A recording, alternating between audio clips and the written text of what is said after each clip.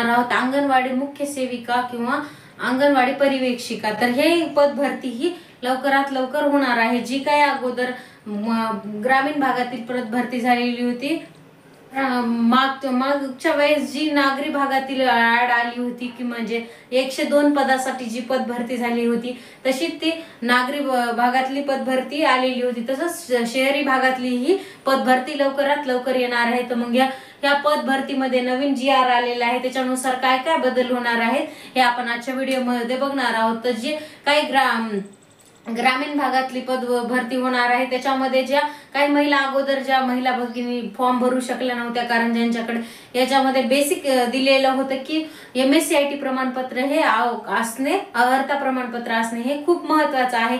तर मग याच्यामध्ये आता नवीन GR मध्ये काय आलेलं आहे की ते 10 ऑक्टोबर 10/10/2025 ला हा नवीन GR आलेला आहे अंगणवाडी सेविका 2025 मधला। तर ही पद भरती कशा पद्धतीने असणार आहे, तर याच्यामध्ये आपल्याला नमूद केलेलं आहे, कारण आपण मागच्या वेळेसची जी काही नागरी भागातली पद भरती पाहिली होती त्याच्यामध्ये 102 पदाची पद भरती झालेली होती। तर अशी ही जास्त पदासाठी येणारी ही आगामी काळातली पद भरती असणार आहे। तर याच्यामध्ये काय दिलेलं आहे, तर 10 ऑक्टोबर 2025 पासून 10 ऑक्टोबर 2025 ला नवीन GR आलेला आहे अंगणवाडी सेविकांसाठी। तर हा GR मध्ये काय दिलेला आहे की ज्या काही महिला अगोदर फॉर्म भरू शकल्या नव्हत्या, तर त्यांच्यासाठी हा नवीन GR खूप महत्त्वपूर्ण ठरलेला आहे। कारण या GR मध्ये काय दिलेलं आहे की ज्या कोणी महिला फॉर्म भरत आहेत, अप्लाय करत आहेत, त्यांनी जर MSCIT प्रमाणपत्र जर नंतर दिलं तरी चालेल, म्हणजे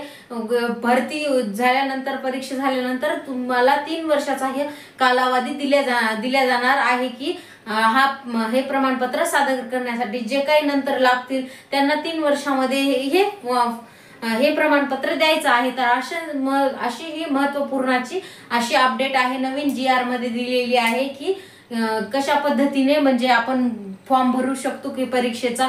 या GR मध्ये स्पष्टपणे दिलेलं आहे की महाराष्ट्र शासनाचा हा GR आहे आणि याच्यामध्ये दिलेलं आहे की ज्या महिलांनी हे फॉर्म भरू शकतात, ज्यांच्याकडे MSCIT प्रमाणपत्र नसेल त्यांनी MSCIT प्रमाणपत्र 3 वर्षाच्या कालावधीपर्यंत दाखल करू शकणार आहात।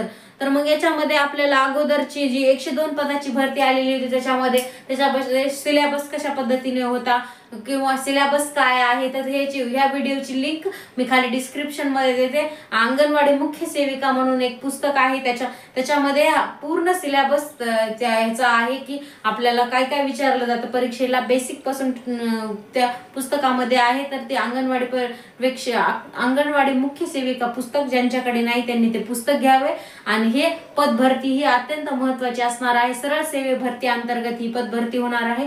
मागच्या वेळेस TCS कंपनीने घेतली, तर ह्या वेळेस IBPS किंवा MPSC द्वारे घेतले जाणार आहे। कारण ज्या वेळेस ज्यांनी म्हणजे मागच्या वेळेसला लागू शकले नाही, ज्यांनी एक्झाम देऊ शकले नाही, त्यांच्यासाठी हा खूप महत्त्वाचा आजचा व्हिडिओ असणार आहे। तर त्यांनी सर्वांनी एक्झामची तयारी करण्यासाठी आतापासून अभ्यासाला लागा।